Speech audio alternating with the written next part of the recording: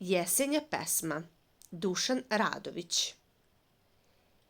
Sve je pošlo naopačke za vrapce i mačke, kad je jesen okačila svoje žute značke, kad je vetar zapevao novembarske tačke. Pažnja, pažnja, velika jesenja kupoprodaja. Prodajemo suncobrane, kupujemo kišobrane. Prodajemo staro lišće, kupujemo pahuljice. Prodajemo trotinete, kupujemo sanke. Kupujemo šubare, prodajemo mašne. Prodaćemo sokne, kupit ćemo rukavice. Prodaćemo sejalice, kupit ćemo grejalice. Prodaćemo sladoled, popit ćemo čaj.